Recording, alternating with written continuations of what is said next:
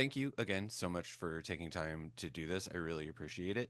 Because you have big projects coming out like this month. I mean, we've got the Batman Unburied score dropping this week, and just this past Friday, the surprise release of Yule Log 2 branching out.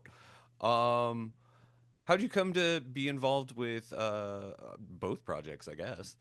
Let's see. Batman, one of the producers uh knew my work from a movie I did a handful of years ago called Trespassers, with Orson Bromwitz, the director. And she roped me into that project, roped me into Batman. I've done now 3 seasons of various podcasts with that crew. We did Unburied season 1 with the album of which is finally coming out this week, even though the music is many years old at this point. Um, we did a Riddler spinoff last year, and then Batman season 2 just came out like last week or 2 weeks ago or something. Um, yeah, so those projects are fun. They're relatively painless. So it's a lot of work. It's a lot of music to come up with in a short amount of time.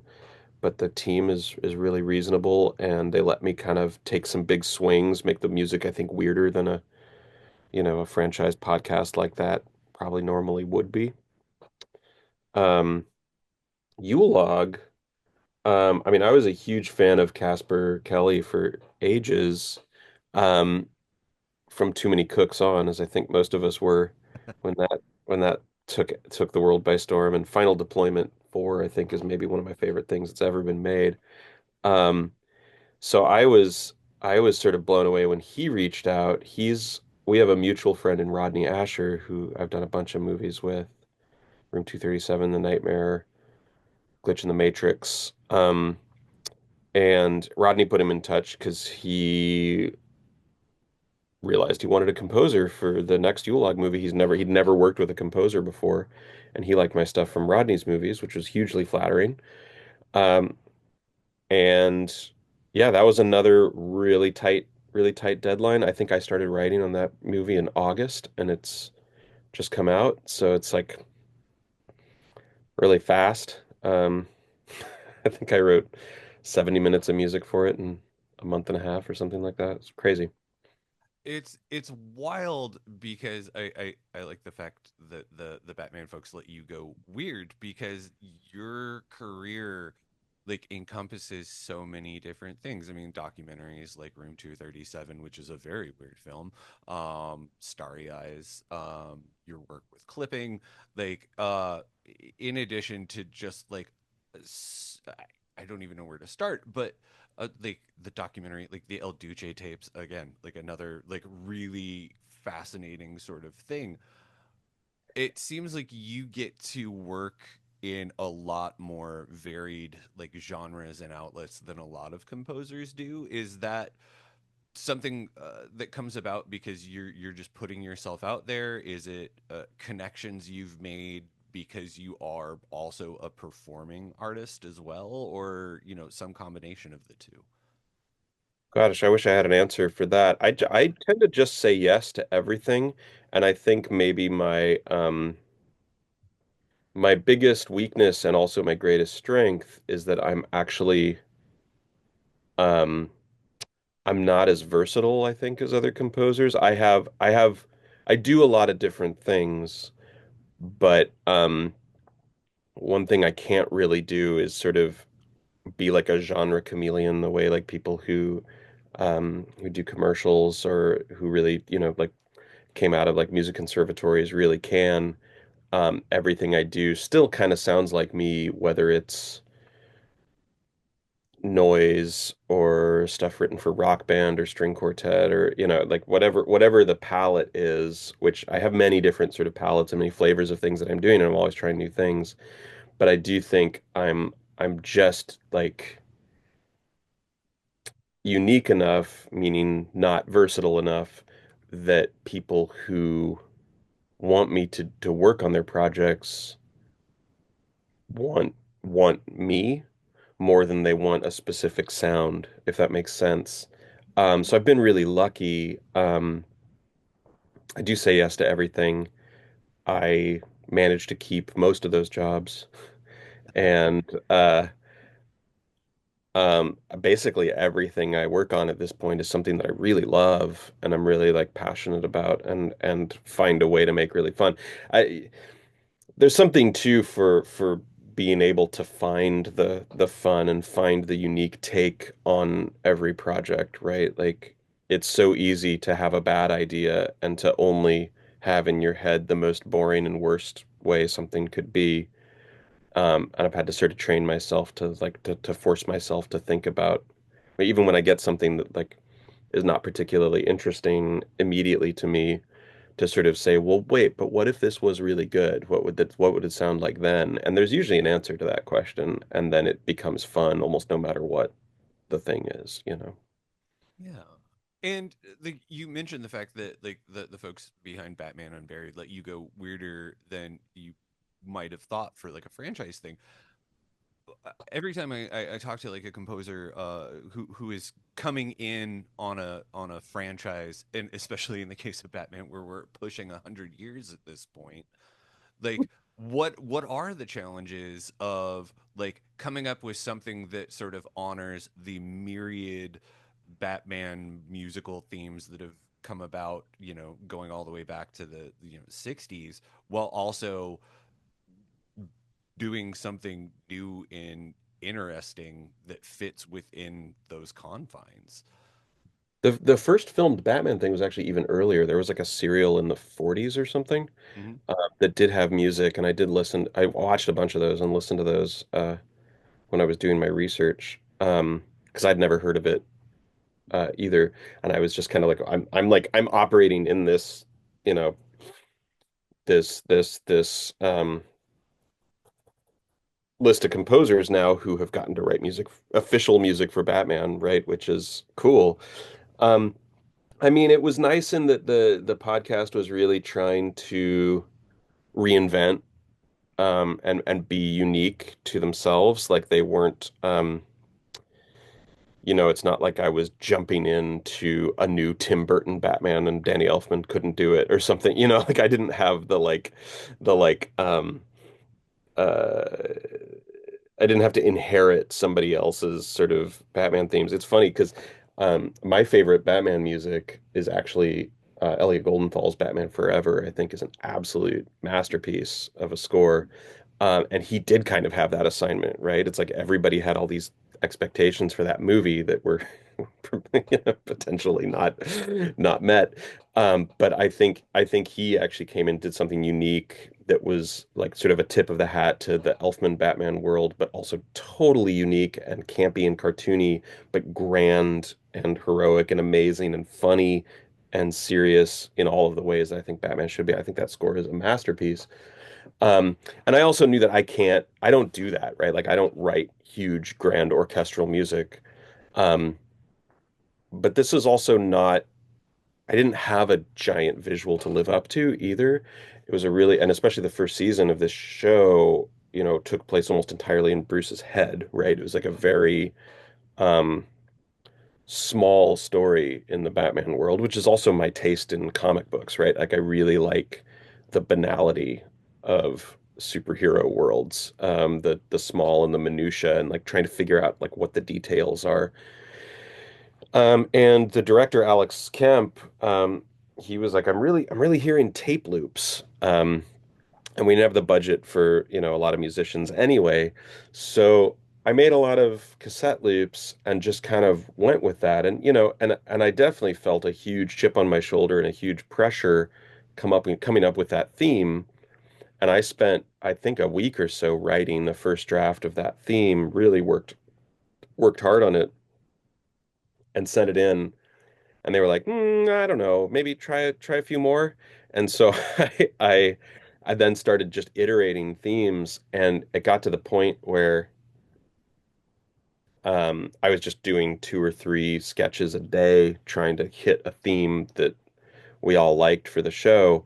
And so by the time that that theme that was used was picked, I was no longer precious about anything, and I was just trying to get something to land, um, which is a really great tool for writer's block, right? Like deadlines and deadlines and iteration. Um, so by the time that they picked that theme and we all agreed that that was the theme for our show, um, I'd lost a lot of the like anxiety about contributing to that universe. Yeah, and now we have our own little Batman sound. Doing season two is kind of not easy because it's a lot of work, but it was well defined and sort of just about coming up with like new themes for the new villains and new characters and that and stuff. I appreciate the fact that a lot of your career does have like these films that address strange things. Like they address like the minutia is what makes them fun. Like I got like Room 237 was my first introduction to your work, followed very shortly by Starry Eyes. And like those are films that are, I don't know, addressing larger things via very close in focus, especially in the case of Room 237, where you're telling multiple stories or conspiracies, however you want to look at Hmm. it. But like what is the like what leads you to choose which approach you do? Because I mean, I was really excited to hear this, the Batman score, because it's very like it does have those tape loops, but it also has like a very sort of like jazz club feeling, versus like I think some of the synthier stuff that I had first become introduced to you by. Well, I mean, a lot of that is dictated by the director, you know, who's sort of your lifeline to the project, right? Like by the time a composer gets involved on a project, usually, um, you know, you always have to remind yourself, right? Like I always have to remind myself, I'm the person who knows the least about what's going on this project, right? I'm coming in late in the game, and my understanding of this project, my first impression is really valuable, right? Because that's the only time I get to like interact with something the way that hopefully an audience will. But I also, the director has been living in this world and has a lot of ideas and, or sometimes has run out of ideas and needs me to help. But like getting as much as I can from them and then bringing my own ideas to the table, it's sort of this balance. And the flugelhorn in Batman as the lead instrument, that was absolutely Alex Kemp, the director's idea. Um, I sort of said, look, we have the budget to do one or two solo instruments. And I proposed, I think, a cellist, because the cello is very, very versatile. You know, it can be this like really dense sort of textural instrument, or it can be this beautiful sort of expressive legato lead, or rhythmic, or all this. It's incredibly, if you're gonna have one, that's a really versatile one to have. And I proposed that, and he was like, "Nah, what about flugelhorn?" Which was such a sort of out there idea.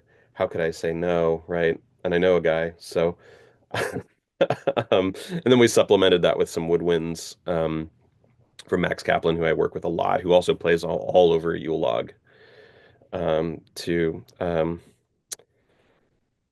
And yeah, so I think that contributes to the like jazziness or the noiriness of it.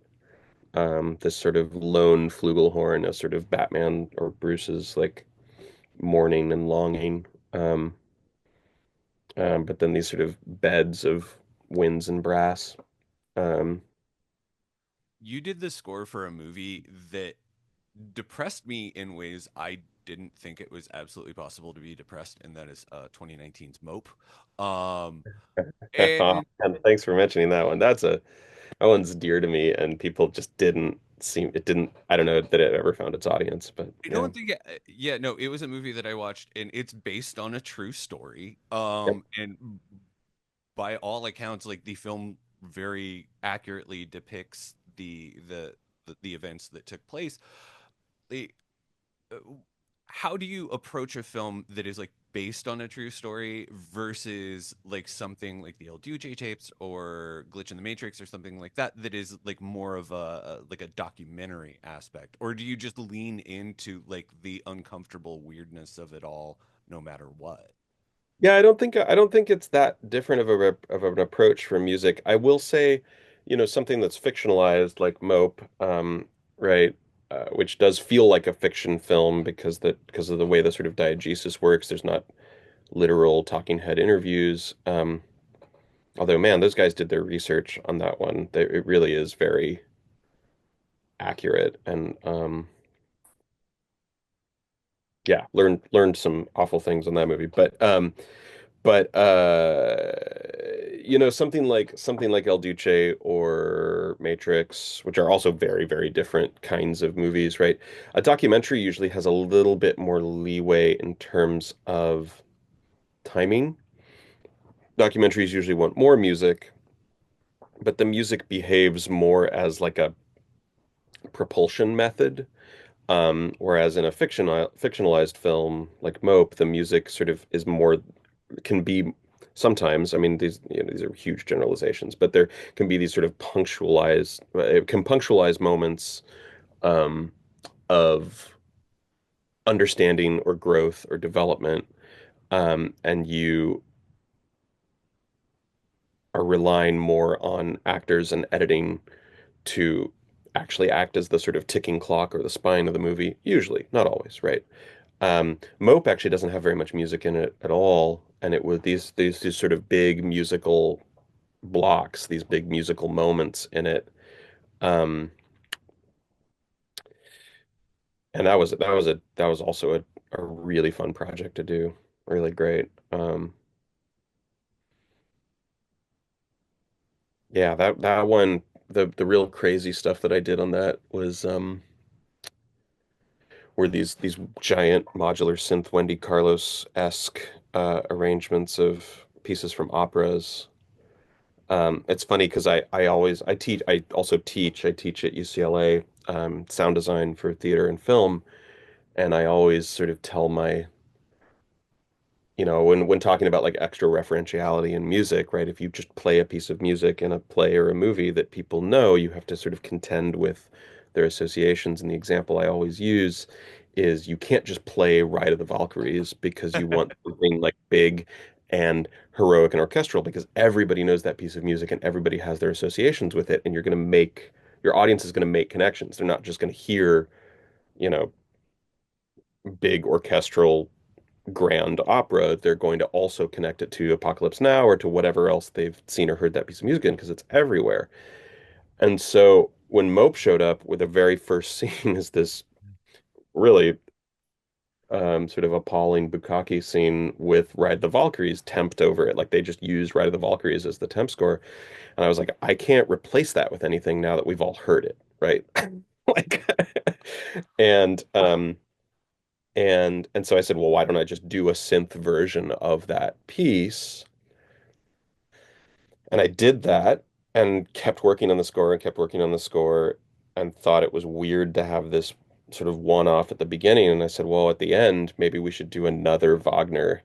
And so I picked the Liebestod from Tristan and Isolde. I grew up around a lot of opera, and so I have this sort of deep no, opera is sort of in my DNA, even though I don't care for most of it. But um, um, some incredible music of obviously, and so I picked the Liebestod because it felt relevant to the themes, and it felt like a way to sort of sum up this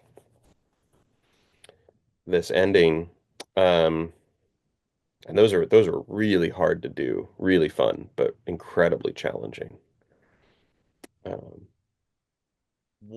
What challenges do you are you currently trying to solve? Is there any sort of like upcoming project you can discuss, or is it just like we're in the holidays, you're an instructor, it's the end of the semester. I imagine you have more than enough going on without also like projects on top of oh that. yeah, no, I'm so behind on grading. I'm gonna get off this call and jump right into some grading. But no, I do have some movies, some other projects coming up. Nothing I can really talk about yet, I don't think. I well I'm doing because I also have a my hat in the sound design world and a lot of Rodney's movies I've done the music and the sound design for. Um and I'm starting a documentary film that I actually won't do music on at all. I think there won't be much of a score if there's any score. And it's entirely sound designed and with and I just spent a week or a few days out in Philadelphia. It's a documentary about waste management in Philadelphia. So I spent a week in Philadelphia recording in the sewers and in the dumps and gathering sounds for the palette for that movie. And that was really wonderful, really delightful. Looking forward to that. Well, that's fantastic. Well, Jonathan Snipes, thank you so much for taking time out of your morning to talk to me Oh about yeah, of course. your project and your career. This has been a whole lot of fun. Absolute pleasure.